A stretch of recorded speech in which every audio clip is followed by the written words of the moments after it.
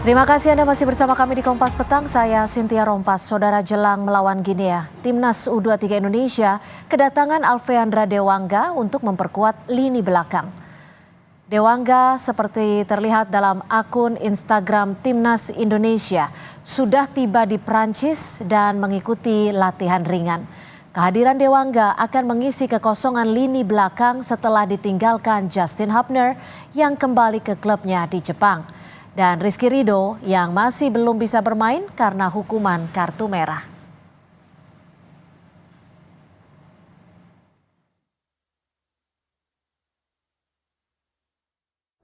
Saya lihat anak-anak kondisi juga bagus, chemistry juga baik, jadi insya Allah saya yakin kita bisa baik.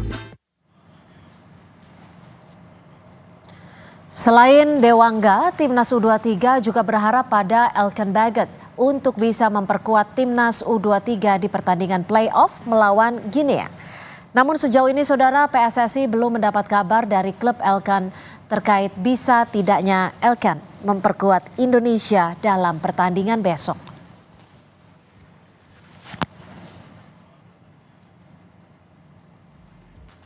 Jelang pertandingan play-off Olimpiade, pelatih Timnas U23 Indonesia Shin Tae-yong mengatakan ada sejumlah tantangan yang harus dihadapi pemainnya, mulai dari adaptasi makanan hingga kurangnya waktu istirahat.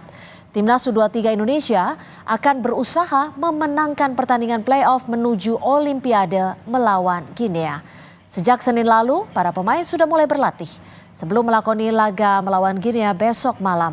Shin Tae-yong mengatakan tim pelatih saat ini berusaha menjaga kondisi pemainnya tetap fit dan cepat beradaptasi dengan cuaca di Perancis.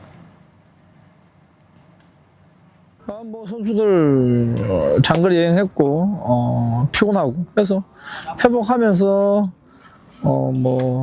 부분 전술 훈련 이 정도.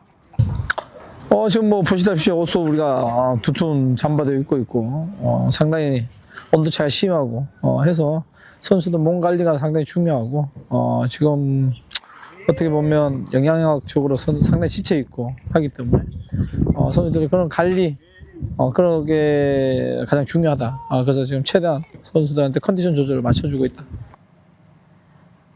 Menghadapi Timnas U23 Guinea, pelatih Shin Tae-yong kemungkinan tak akan banyak mengubah susunan pemain intinya dalam formasi 3-4-3. Untuk lini belakang, kemungkinan Shin Tae-yong akan menurunkan Dewangga, Ferrari, dan Komang.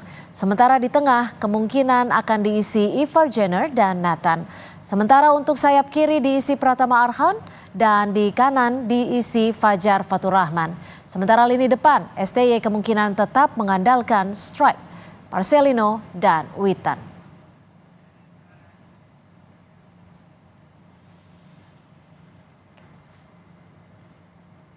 Di babak play-off, Guinea akan menjadi lawan tangguh Garuda Muda karena berada di peringkat 76 dunia dibandingkan Indonesia di peringkat 134. Tim ini juga diperkuat oleh banyak pemain yang merumput di luar negeri terutama di Eropa.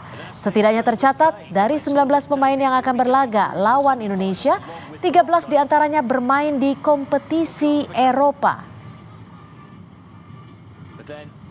What a strike to get back on level terms. Captain Brice Fofana.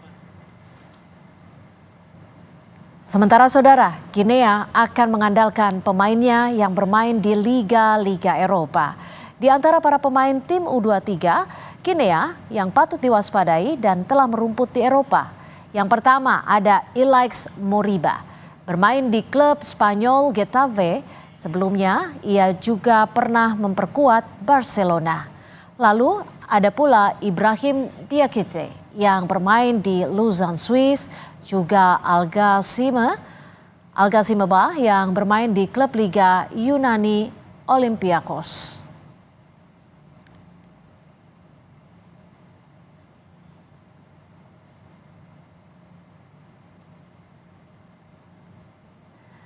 Dan saudara, saat ini Timnas U23 sudah berada di Prancis. Sudah juga kehadiran Dewangga, di mana Timnas U23 berharap ada pemain Elkan Baggett yang bisa memperkuat Timnas U23. Dan ini adalah sesi latihan dari Timnas U23 di Paris, Prancis sebelum berlaga melawan Guinea.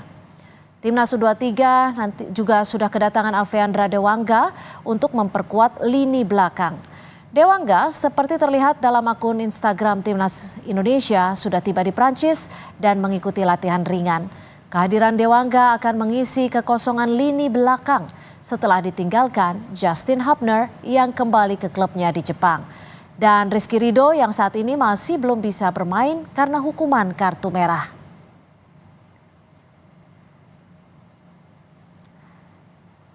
Selain Dewangga, Timnas U23 juga berharap pada pemain Indonesia lainnya, Elkan Bagot, agar bisa merumput melawan Timnas Guinea.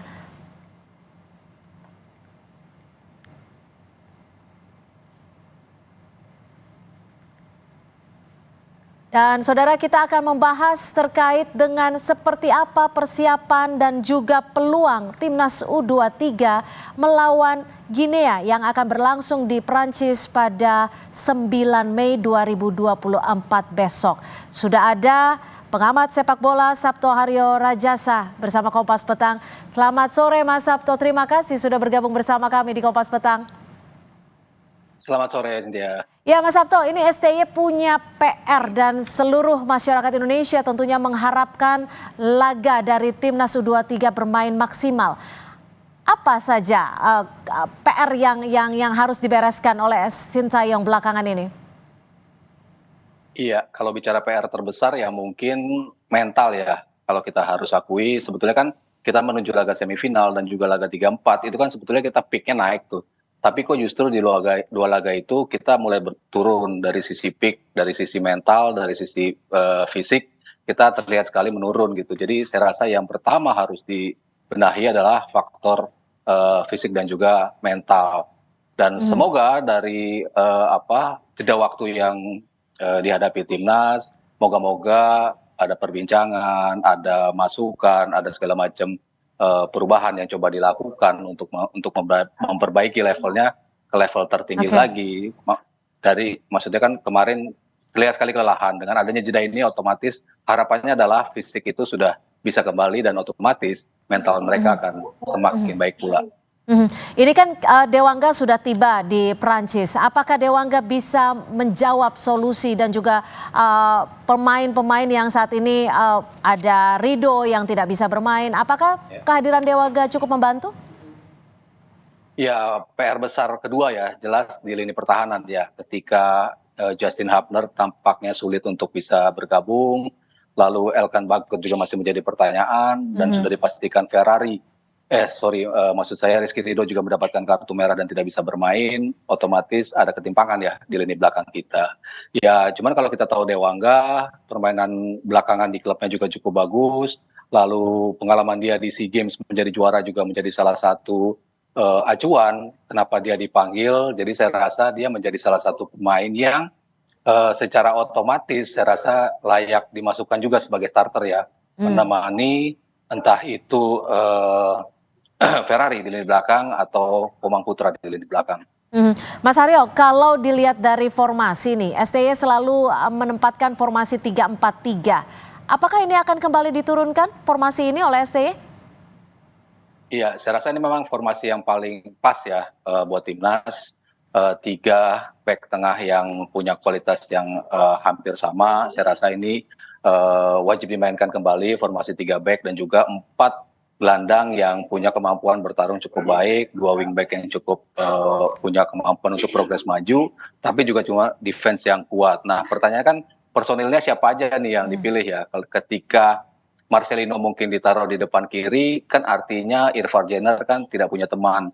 Otomatis Nathan Choi-on itu layak ada juga di posisi itu. Cuman kan kita tadi berbicara lini belakangnya agak sedikit goyah nih. Makanya Nathan juga diperlukan juga kehadiran dia di lini belakang, sehingga mungkin Marcel akan diturunkan untuk menemani Ivar Jenner di 2 gelandang tengah, Pratama Arhan di kiri dan juga di kanan. Oke, Mas Haryo, catatan Anda Bisa Fajar Fatur Rahman. Sementara di depannya saya lebih cenderung memilih Eris Thohir. Oke, catatan Anda soal timnas U23 Indonesia melawan Guinea seperti apa dan seberapa besar peluang hasil akhir dari laga besok ini? Iya, kalau kita bicara di atas kertas kan, ya mereka lolos peringkat 4 sama kayak kita, cuman kita dari 16 tim, sementara mereka hanya dari 8 tim. Artinya kan lebih mudah lah langkah Guinea untuk berada di posisi yang sama dengan kita gitu. Cuman kalau kita lihat di atas kertas lagi, mereka terakhir bermain bersama di bulan Juli, lalu sempat hanya bermain uji coba di bulan Maret, itu pun kalah dari Amerika Serikat. Artinya peluang itu tetap ada buat kita. Kita pun ketika lawan Australia, lawan Jordan, lawan Korea Selatan, kita pun di atas kertas kan kalah seharusnya gitu. Tapi kita bisa menang kok lawan mereka. Artinya peluang itu tetap ada. Mungkin dengan gaya bermain yang berbeda. Kalau kita tahu tim Afrika tampilnya kan lebih individual nih, lebih jaraknya lebih lebar. Jadi harusnya itu yang bisa dimanfaatkan. Baik, tentunya kita optimistis agar laga besok berhasil dengan maksimal. Terima kasih Mas Sabto Aryo Rajasa, pengamat sepak bola sudah bergabung bersama kami di Kompas Petang.